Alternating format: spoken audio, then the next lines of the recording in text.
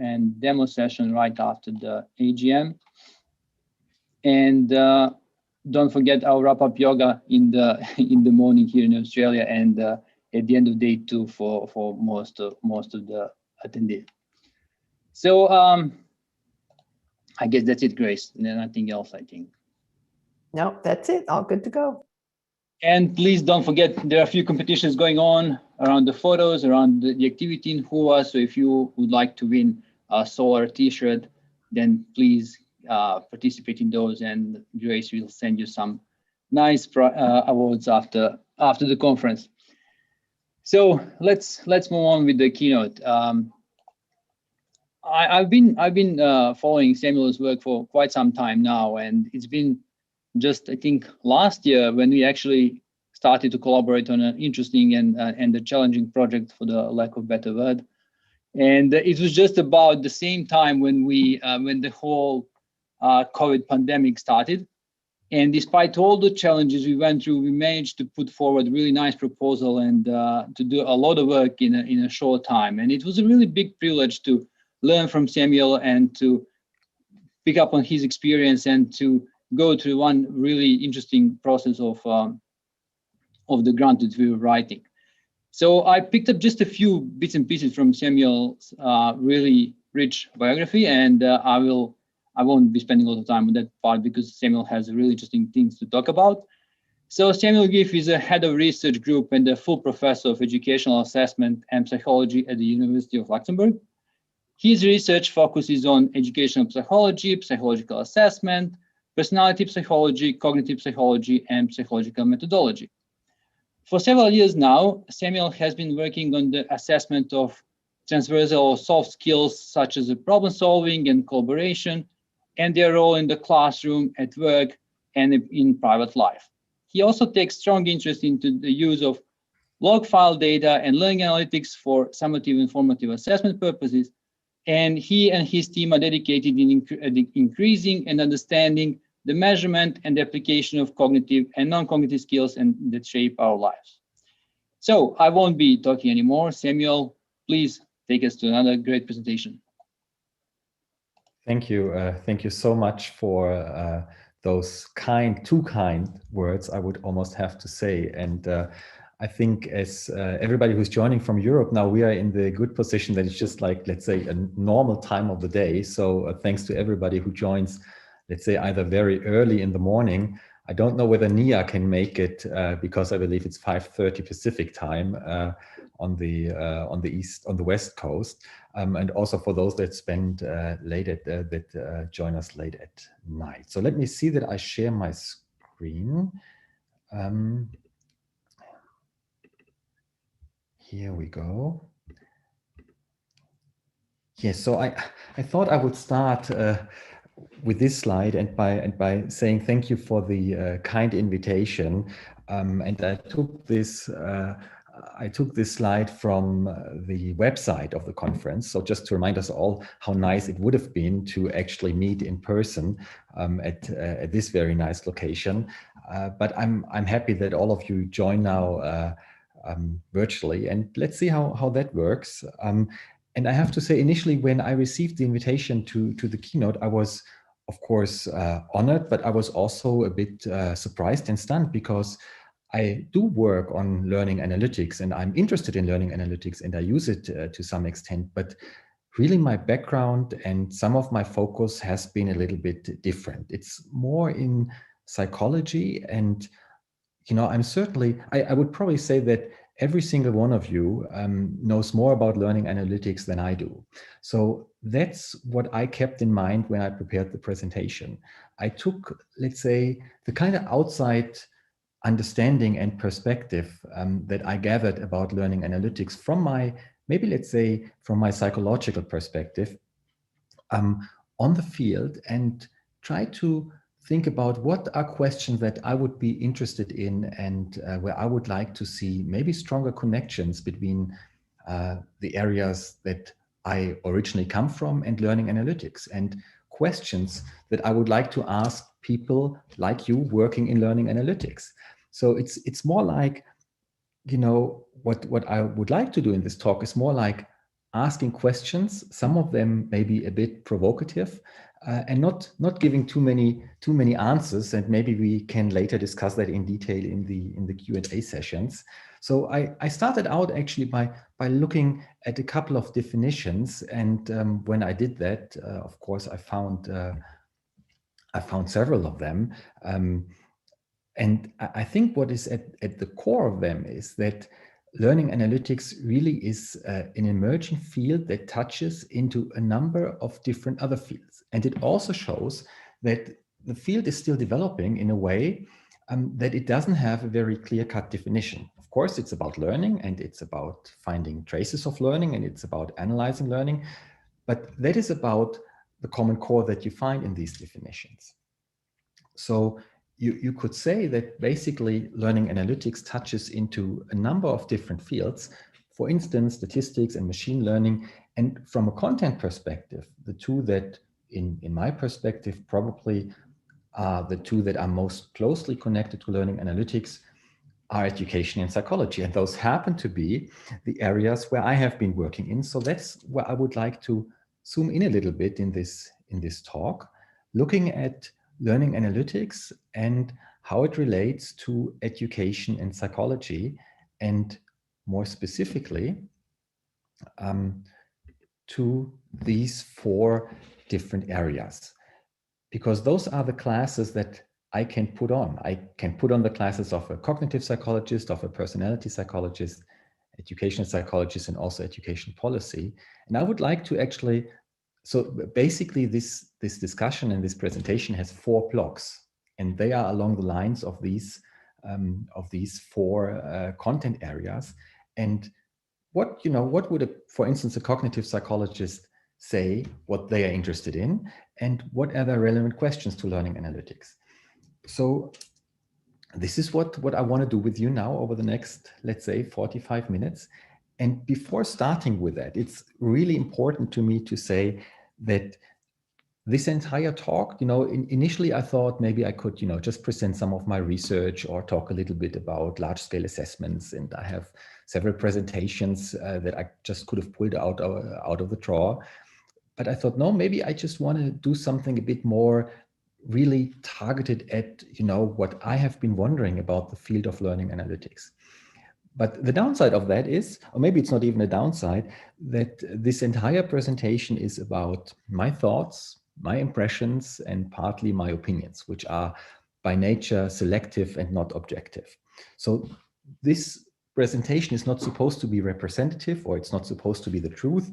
And you might even think at times, well, I've heard this before, or this is really trivial what he says there, or I've even done this and he says it hasn't been done, or maybe even sometimes this is right out not correct. So, well, please let me know, and please let's discuss then.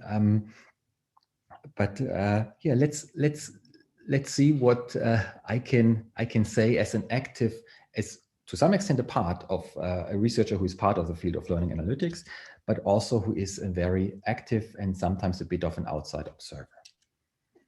Okay, so those are the 4 building blocks, and I would like to start with the cognitive psychology. And now maybe I don't even know whether you can see me or only the slides, but no, those are my cognitive psychology classes.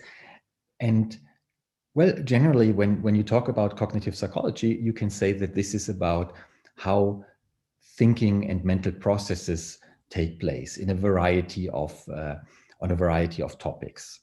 We can talk about very, let's say, rather simple, fundamental cognitive aspects such as working memory, but it can also be much more complex and involve complex cognitive processes when we talk about intelligence in more general, when we talk about abilities, and also about complex psychological constructs. One core theory, when you look at, let's say, at the human mind or the human intellect, one core theory is the Cattell-Horn-Carroll model that basically postulates that there are 3 different levels of generality when it comes to thinking and the human intellect. And you find on what is called stratum number 3, the most broadest, let's say, ability. It's called G, sometimes also called general mental ability, or sometimes just called intelligence. And then you can go a little bit lower, and on the second stratum, you will find more specific abilities. And then on the stratum 1, the third, the most specific level, you will find highly narrow cognitive abilities. And you also see on this slide that some of the abilities are in circles, which basically means they are theoretical latent constructs, so we cannot really observe them directly. And then you have, on the lowest level, you see it in kind of in squares, which means, okay, this is directly observable behavior. And one question that cognitive psychologists, including myself, really have been excited about and have been doing research on is the question on, well, what is the structure of the human mind? You know, is that the kind of structure that we see here? Is that how we would like to describe the human mind and differences between humans? And the second equally important question is, how can we translate our theoretical ideas into something that is observable and that can be measured? And when we talk about that, you know, there are different aspects of validity. For instance, when we look at this here, this is a very classical item to test cognitive ability. It's a figural matrix item, and what you basically have to do is you have to discover a pattern in this item. And maybe we can take a brief look, and I hope I get it correct. So I think the right answer would be probably B, because you kind of put the two in the first and the second column together. Now, obviously, one could argue that this doesn't really have anything to do with what we need to kind of perform in terms of cognitive processes in our everyday life. And at the same time, theoretically speaking, the underlying mental processes are really what cognitive psychologists want to look at. And this kind of question, you know, you have a theory about what human intelligence is, but how do you make that measurable? How do you approach that in terms of that you can actually somehow observe intelligence? That's a core question that has been discussed for over a century in cognitive psychology. You basically find the same thing all over cognitive psychology. And not only when you look at what is called intelligence research, but also when you look at higher order thinking in cognitive psychology. And these aspects of higher order thinking have also really found their way into education over the last, let's say, 10 or 20 years. So here we're talking about problem solving, about creativity, and also to some extent learning. And by the way, that last point, learning in a digital world, that was what Sreko referred to in his introduction. That is the kind of thing that we worked on together. And all of those have been part of very large educational assessments that you probably know. I'll be talking a little bit more about them later on. Here, for me, the important point is, again, that you have some kind of theoretical idea, for instance, a broad framework on complex problem solving that on a very broad level says there are 4 problem-solving processes. Those are the ones that you will also find in the Pisa study. And then you somehow have to translate that into something that is observable. And in case you have worked with, for instance, the Pisa data and looked at it quite intensely, you might see that there sometimes is a gap between a very, very broad theoretical framework that kind of encompasses a number of things and aspects, and then you look at the actual items and you feel that somehow these items don't really represent the underlying construct. So I also have here 2 examples of those complex problem-solving items. And one is actually a release item from Pisa. Maybe some of you have this kind of automatic vacuum cleaner at home, but this is, you know, you kind of have the automatic vacuum robot cleaner, and you need to find out how it works and under which rules it operates. And then I have another item here, which was used in the Luxembourgish school monitoring, which kind of aims at the pretty much the same construct, complex problem solving, but you can already see right away that, let's say, the surface, and through this, in a way, the face validity of the items is very different. So I have another example, maybe kind of jump briefly over this, but going back to the initial thought of, you know, thinking a little bit like a cognitive psychologist, what kind of questions would I have to people working in the field of learning analytics? And also, do I have a kind of a wish list? So again, for all these 4 blocks that we talk about, and cognitive psychology now is the first one, I have a couple of questions and a wish list. And, you know, I'm very sure that there's a broad discussion in learning analytics on, you know, what are the underlying theoretical assumptions? I mean, obviously, cognitive psychology has had the chance of theory development, well, for over 100 years. And it's still ongoing, the theory development, and also kind of the questions on how do we relate theory to the actual measures. Now, learning analytics is much, you know, emerged much more recently than that, and also is very empirical by nature. So my question as a cognitive psychologist would be, what are your theories in general, and what are your theories of learning? I don't want to pose the big question, what is learning, because I know that is discussed in learning analytics, but what is the role of theory in learning analytics? And how is, in a way, measurement discussed? So how is the connection between a theoretical idea and the actual measurement of it? How is that discussed? What role does assessment and measurement theory play in learning analytics?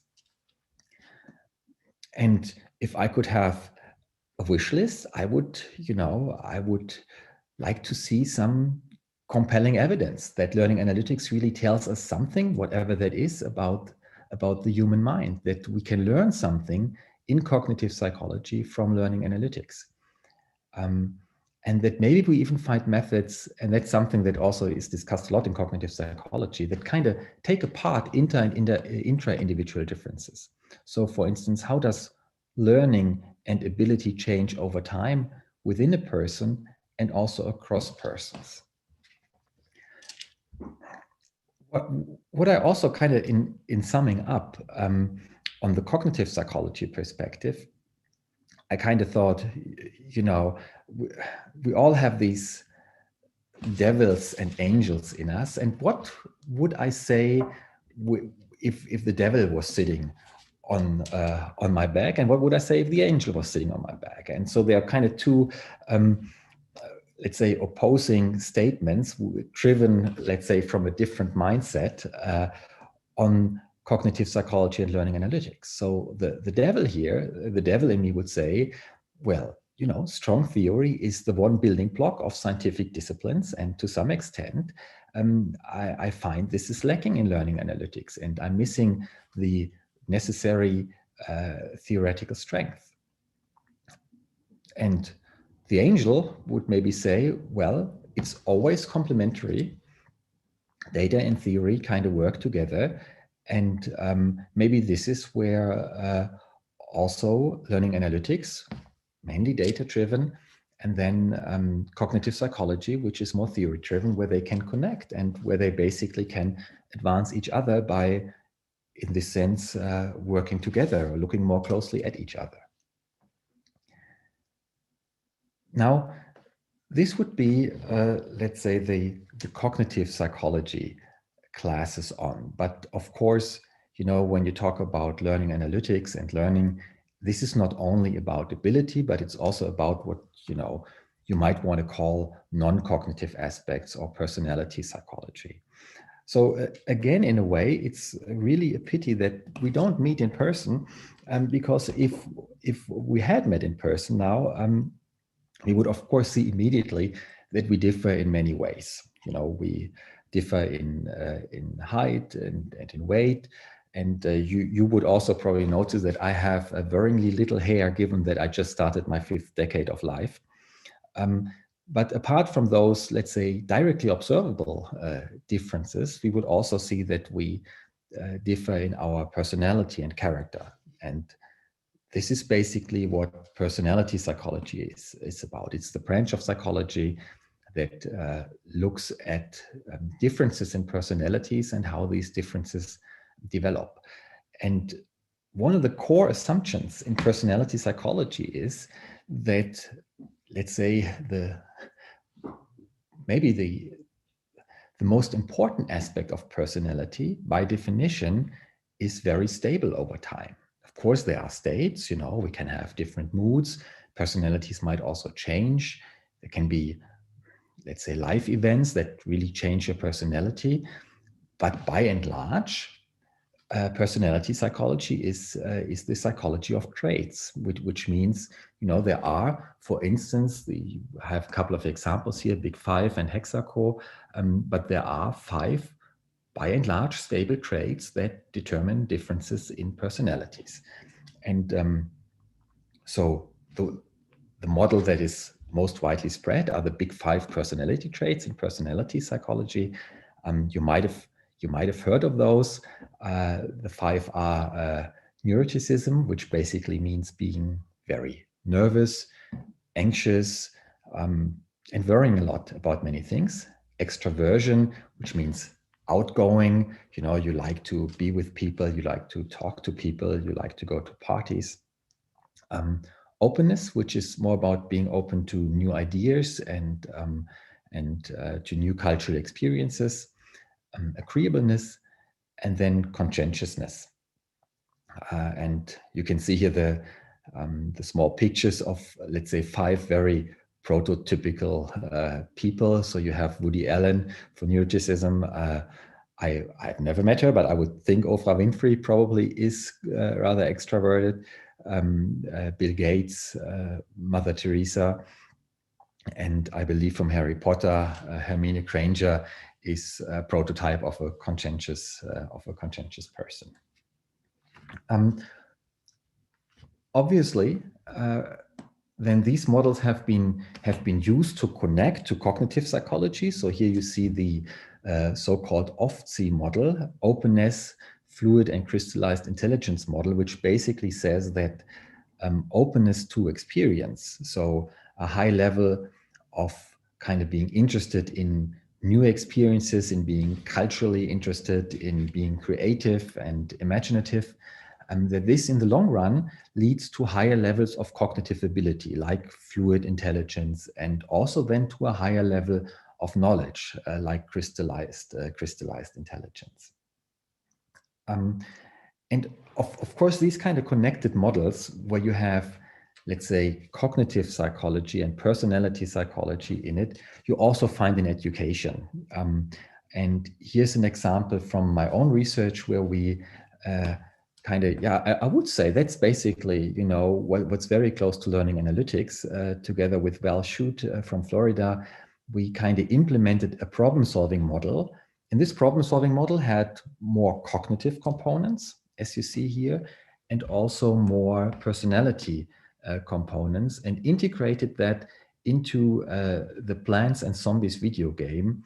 And basically, depending on the actions of the player, we derived subscores for these problem-solving dimensions.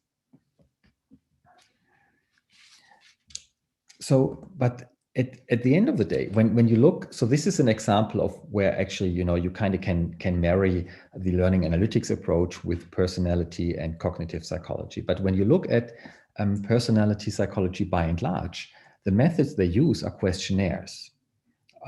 Questionnaires and self-reports and other reports.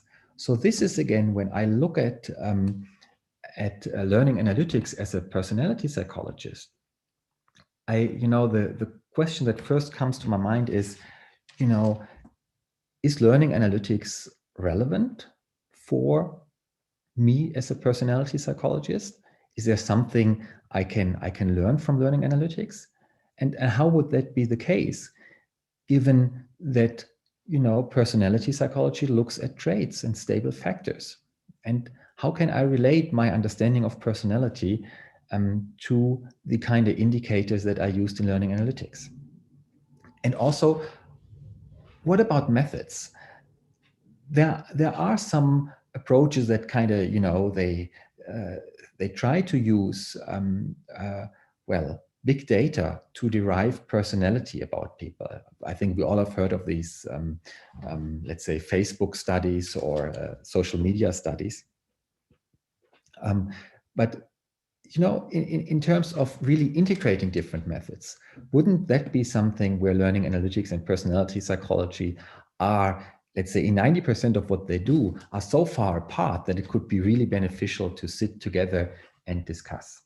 So that would be on my wish list, kind of a toolbox on how,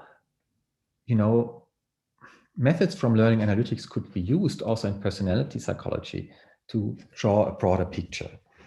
And of course, also, well, that's kind of a side note, because this would be a discussion and the presentation of itself is the question of ethics. And this has been widely discussed within all these studies. Well, if I do use big data to talk about personality, what about all the ethical components? Again, I put the little devil and the little angel on my head, and the devil would say, well, it's a lost cause.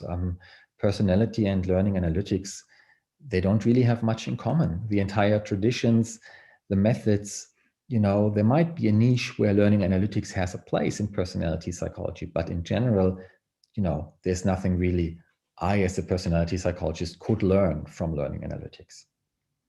And the angel would say, well, it's just very much the other way around. Personality psychology has been severely limited by the fact that it relies to 95% on self-reports and questionnaires. And there really is a chance to make substantial advancements that, might go beyond that little shiny thing, or we can derive people's personality by looking at their Facebook profile. But that might be a bit more, let's say, sustainable. So from here, let's move over to the field of educational psychology, which obviously, let's say, it comes closer to the origins of where learning analytics comes from. So it might indeed be that also historically speaking, cognitive psychology and personality psychology have not been so closely related to learning analytics. Now, when we look at educational psychology, obviously, the entire idea of how education works and the entire development of learning analytics has been driven by the technological advancements in the field of education over the last years. But when you look at educational psychology as a field, you will see, it does look at the individual students, but much of it is also about more general ideas of psychological principles of learning and education, of what happens in the classroom, of teaching and intervention. And well, I'm quite at home in this area. So I want to talk about an example where we tried to develop a problem-solving intervention for classes, a computer-based problem-solving intervention. So what we did is we kind of sat down and said, okay, intervention studies in education psychology are pretty rare still. And when it comes to problem solving, we hardly know anything about whether we can actually facilitate problem solving in students in the classroom. So we sat down, came up with this problem solving model from the literature, and kind of developed this training. And you see different dimensions here. It's not really, we're not talking about the details in this presentation anyhow. But in addition to looking at the theory, we also looked at the data. So here we kind of thought, okay, maybe we have the chance to combine theoretical perspectives on problem solving in coming up with an educational training for students, but also using learning analytics.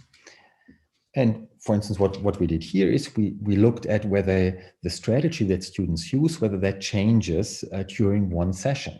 And we found that for 40% of the students, it does change, because for some of the students, for instance, they learn a lot while they work on the test or on the material.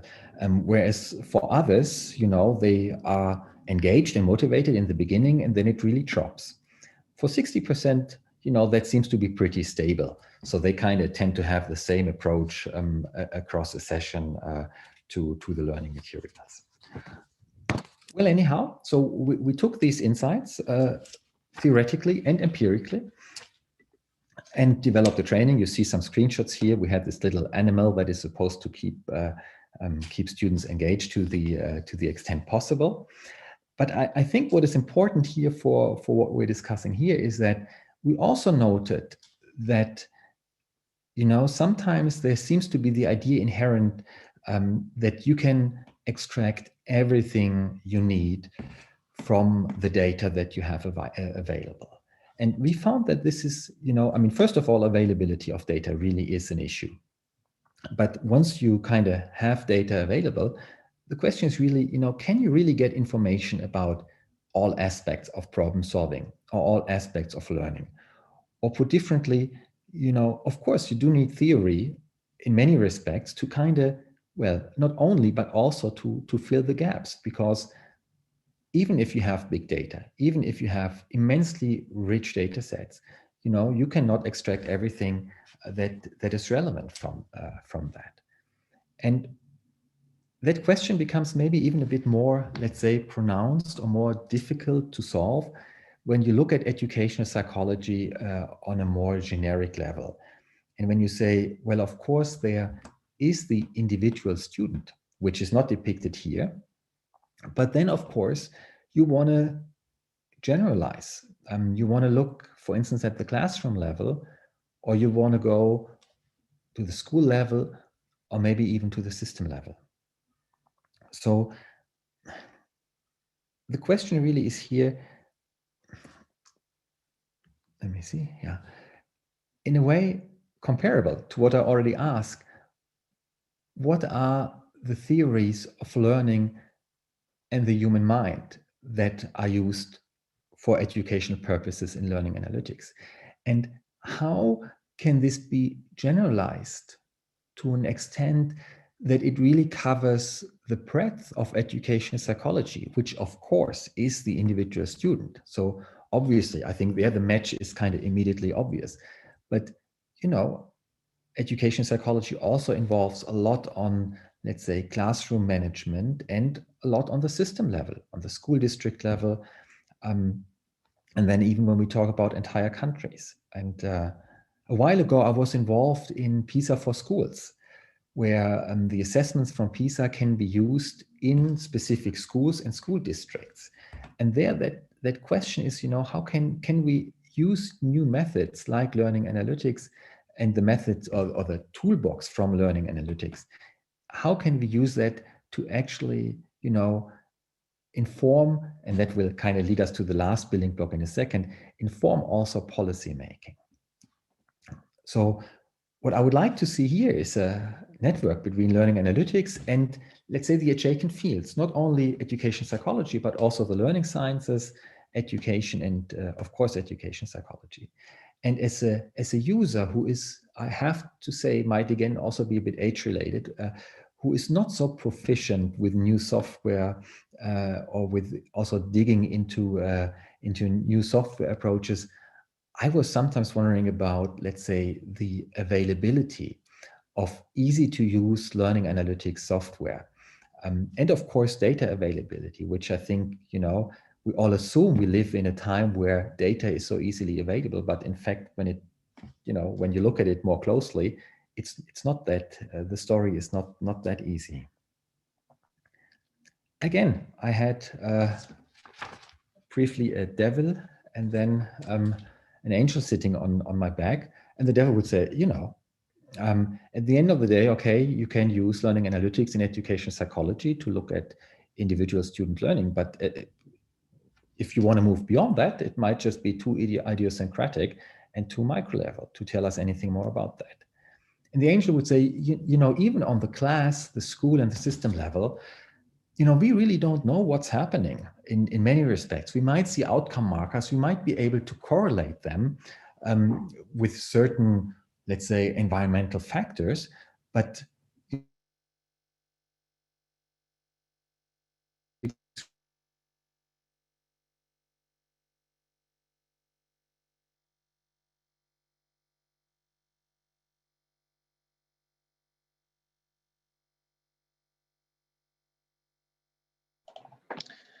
I hope this is just for me, Samuel. Can you hear me? Yes, I do. We lost you for a moment. You just froze for a moment.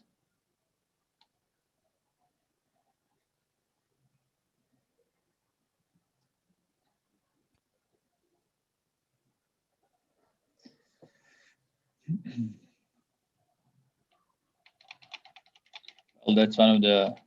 I'm back in again. Oh, yeah. Yes. So yeah.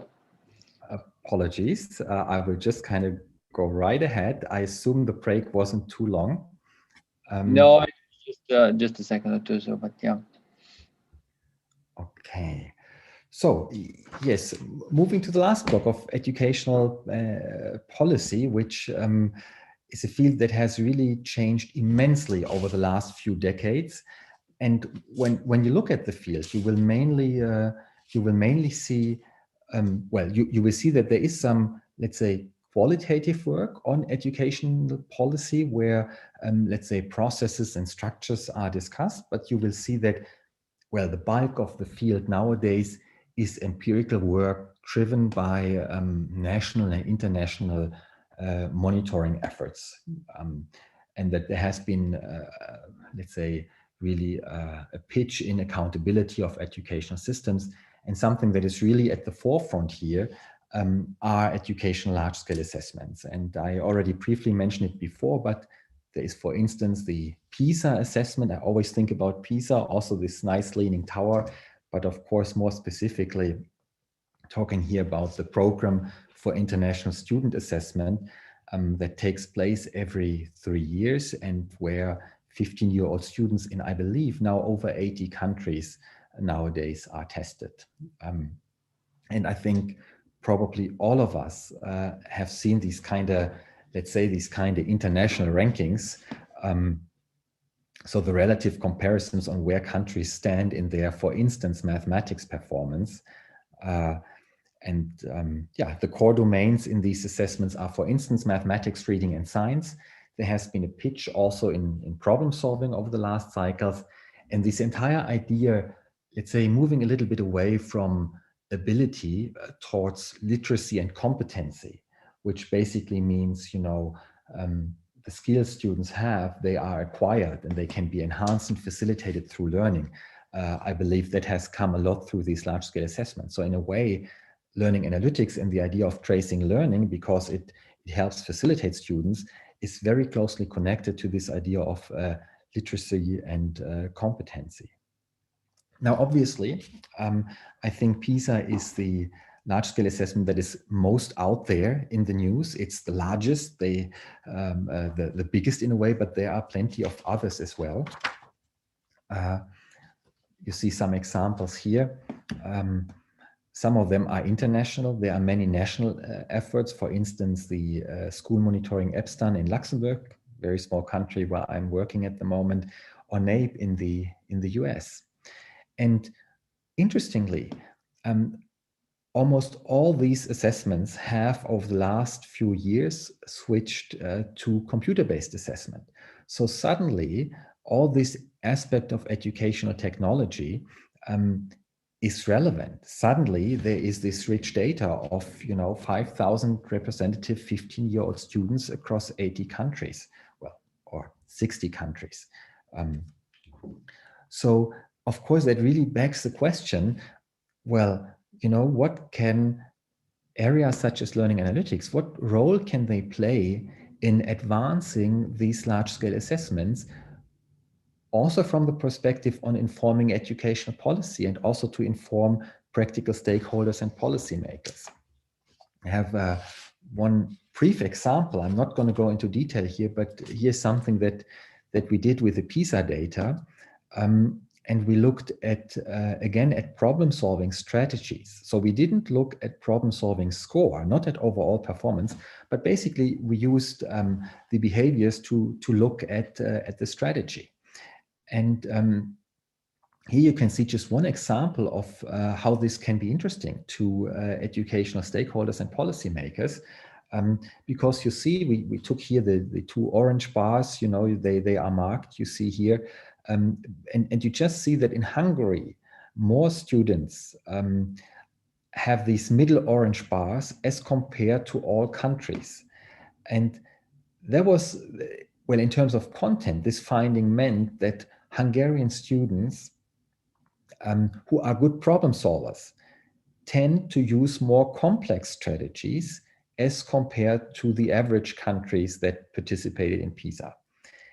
And of course, such kind of findings can be highly interesting to policymakers.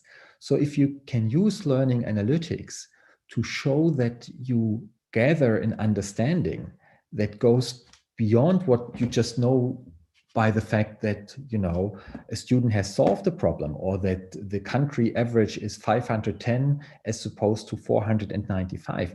If you can kind of add a little bit of how this specifically evolved through learning analytics, I think that is just a yet extremely unused potential. And by the way, the context of this specific slide here was that the Pisa Governing Board, they're a very interesting committee because each participating country has a member, and then they meet every once in a while. It's a little bit like the United Nations Council.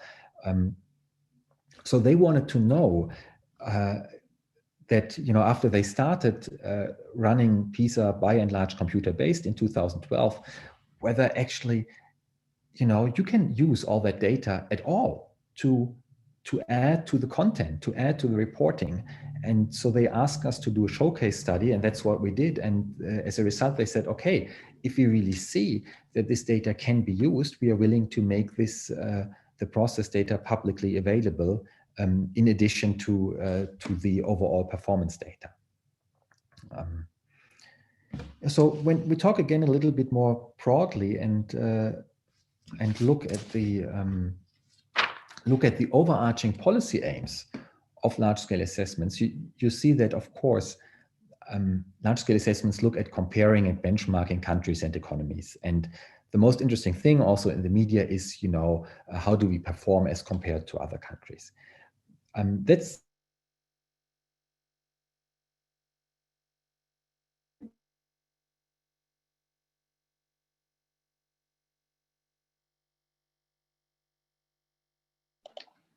okay, this is interesting part. Samuel, you still there?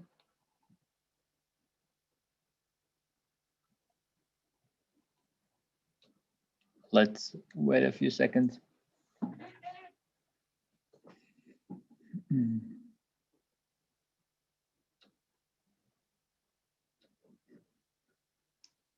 We're getting close to the end of the keynote, so let's hope that Samuel can come back one more time so that we can wrap up this. I'm very sorry. I assume it's not the first time it has happened now at this conference, so I would just kind of pretend it didn't happen. We will cut it from the recordings. Excellent. So, of course, as an education policymaker, I would ask specifically, you know, what would be the added value of learning analytics in the field of educational policy, and how could that support actually policy making and policy decisions? So what I would like to see is, you know, not maybe one, but really a few good showcases on how, you know, how learning analytics can help to make large-scale assessments more relevant, of course, for policy, but also for everyday teaching. Yeah, and again, for the last time, you will see the devil and the angel, and the devil is pretty harsh this time and basically says, you know, if you use something that is pretty new and where you don't really have very strong theoretical concepts, and where there are issues maybe of generalizability, and use that to make policy decisions that really affect students, teachers, educationalists all over the country, then this is a recipe for disaster. And the angel might say, well, you know, here really is the potential to add a new layer of understanding into how education on, let's say, a more systemic level actually works. And this, of course, can inform and should inform policy measures. So yeah, you saw I shortened a little bit in between because I was aiming for 1 hour. But then I heard that I should even leave some time for questions. So we're getting to the end here. As I mentioned, what I wanted to do is give you a very personal overview of how I see the relations between learning analytics and those 4 disciplines or sub-disciplines. And when we kind of put it together a little bit, for me, there were 4 overarching topics. So one was, and that was on the cognitive psychology. The one was, what is a good mixture of theory-based and data-driven initiatives in the field of learning analytics? The second one, that was with the example on personality psychology, was a little bit like, what about the methods? There are so many methods out there in so many fields. And you see here, for instance, the Big Five short questionnaire. That's the standard instrument to assess the Big Five in a very short way. It's a very standard questionnaire, self-report questionnaire. But in the fields of large-scale assessments, you have very sophisticated psychometric models. So how does learning analytics fit in here? And how do these different measures, you know, how can they inform each other and benefit each other in the long run? That was the second part. The third one was, you know, how is it possible for learning analytics to move a little bit beyond the individual student, and maybe even also tell us something about, and that is a figure of the Luxembourgish school system, which is very complex. So what can learning analytics tell us about very complex systemic questions? Or maybe, is that not possible? Would that be over the top? Or is there a potential, and are there initiatives, and is this a discussion in the field? And the fourth point was, you know, how can learning analytics produce findings that are easy to communicate and easy to understand also for policymakers? And here you see an example from Pisa that is immensely useful in policy contexts where basically items and students are put on the same scale. And if the score of the student is higher than the score of the item, the student is likely to solve the item. If it's lower, then the student is rather unlikely to solve the item. And that's, you know, everybody can understand that. It's easy to communicate. And how can learning analytics evolve in a way that it becomes, well, easier to communicate, for instance, to policymakers? Well, one slide I took from my previous presentations, and that's Gardner's hype cycle for emerging technologies, which I think is such a nice presentation of how things sometimes work. And when you consider learning analytics as a newly emerging field, you know, maybe triggered by new technological opportunities, you say, you know, there is a standard way of actually, you know, having very inflated expectations in the beginning. Then you realize, you know, this is all very depressive because it doesn't work. And then at the end of the day, you arrive at a plateau of productivity. Again, I you know, my personal thoughts were, when I would think, where do we stand? I would say somewhere there. Would be difficult for me to say, but I feel, at least with regard to the 4 areas that I mentioned,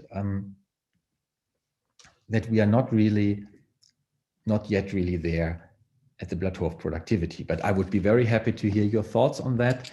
Let me also say, I'm very interested in interdisciplinary cooperation. So if you feel there are some touching points on the basis of this discussion, please feel free to get in touch. And thank you very much for your patience and for bearing with me. Thank you, Samuel. Thanks a lot for this amazing talk. There were a few comments in the background about the slides and everything, so I hope we can get those slides to share later as well. But yeah, let's take that offline. There are a few questions already in the chat, and I guess highest votes for Sebastian. Sebastian, do you want to ask this question? To unmute yourself and ask the question, or do you want me to read the question? Oh, I wouldn't mind. It's less of a question and more of a comment, I believe. So, first of all, thank you very much for your presentation. I'm also from educational psychology, so it was like rather in my comfort zone. But I'm also like sliding more into this learning analytics corner, and yeah, I was like, my comment was touching on the idea that, okay, learning analytics can help us like open up the data we can use for our models and or for evidence by taking more into account what students are actually doing. So behavioral indicators instead of only self-reports, so to speak.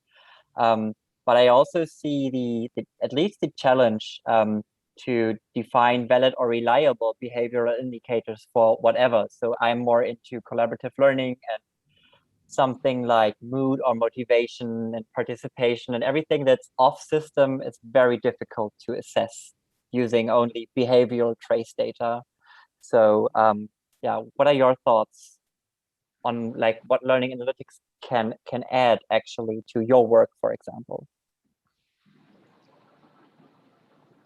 I think that is a very important point, and you kind of underline, I think, something that I also tried to make in this talk. For instance, this example with the Pisa data and the country differences.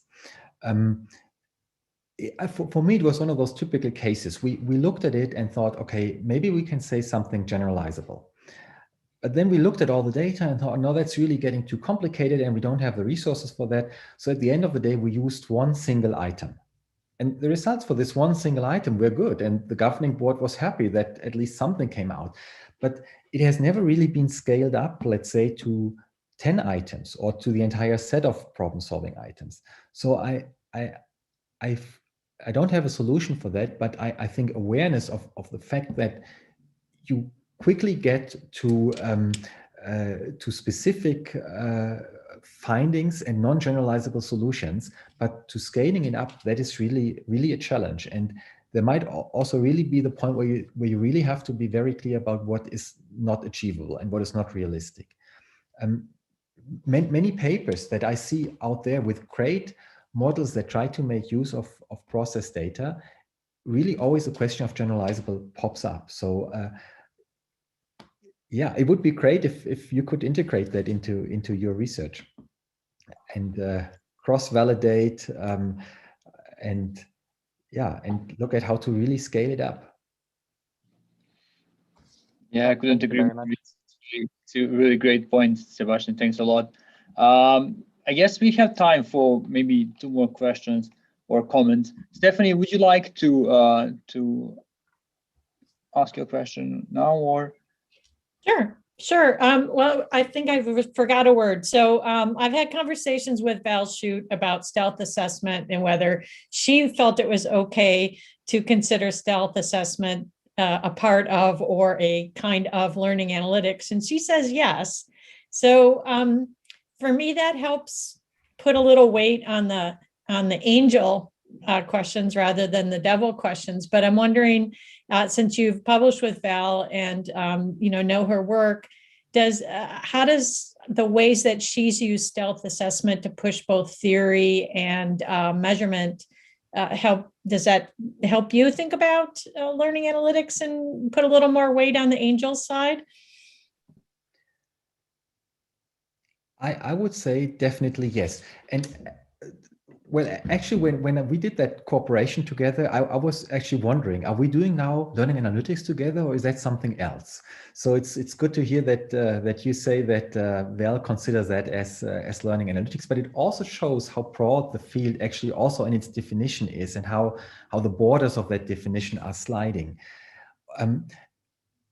Again, I could almost repeat what I said to the last question, that I felt that was a very great starting point, this paper, to really take a very engaging game, and the students love playing this Plants versus Zombies, you know, where they have to protect their garden from the zombies, and to really kind of feed that with a theoretically well-established problem-solving model. And then again, due to lack of resources, maybe due to lack of time, it didn't go further into, let's say, a real formative assessment, or into really scaling it up. So this is, I agree with getting on the angel side, that that there is so much potential, but that I think my question would be, how much of it is sustainable? Yeah, I think you've raised some really good questions, and I want to thank you for your talk and making the touch points to the various areas of psychology, because many of us, that is our home discipline, the discipline we were trained in. So certainly there are a lot of people in this field who are really trying to keep a tight connection between theory and data. I'm worried, though, that the emphasis that eventually should we be able to influence policy is a step that I'm not sure any of the subfields, especially educational psychology, has been able to accomplish for a lot longer time than we've been around. Absolutely. Yeah. No, I absolutely agree on that.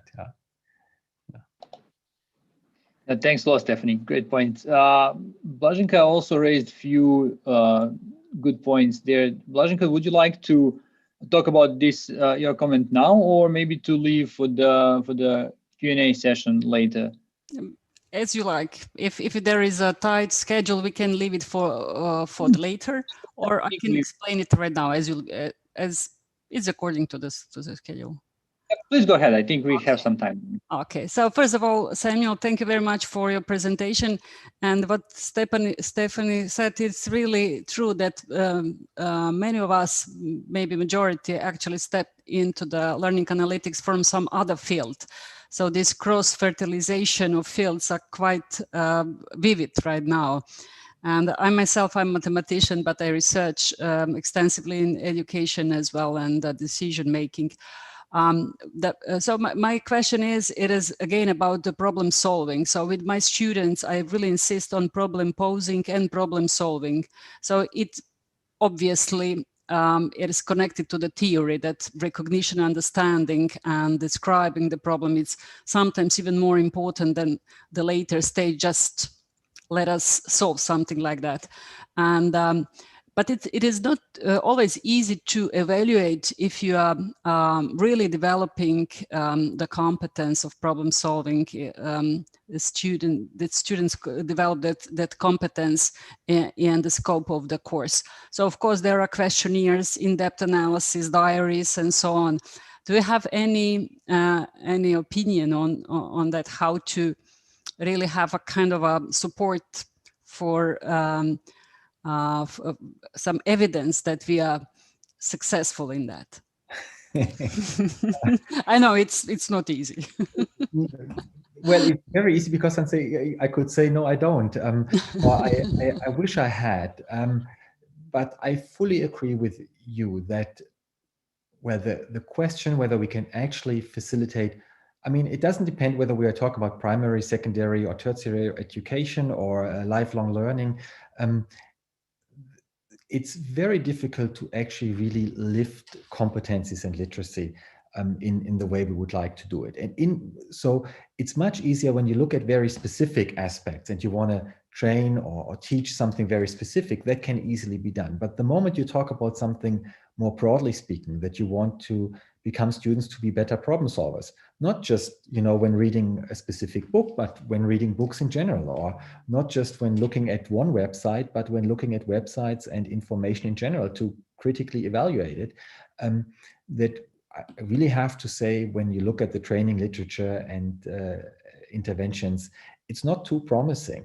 I would say on the bright side, I would say, with intelligent tutoring, with really tailoring support to student-specific needs, there is a potential that has not yet been fully exploited. So I would be hopeful that we can achieve more on that as compared to what we have before. But I share your impression and your concern with regard to the tremendous task in doing that. Thank you. Okay, thank you, Samuel, again for the great talk, and thank you everyone for the great questions. I do apologize to a few of you who posted the questions in the Q&A. We will continue that in half an hour, so please join us and we will answer all your questions, promise. Thanks everyone, thanks again, and if you have time, join us in the social session now, and I hope to see you in a Q&A and in other sessions later in the day. Thanks a lot. Thank you.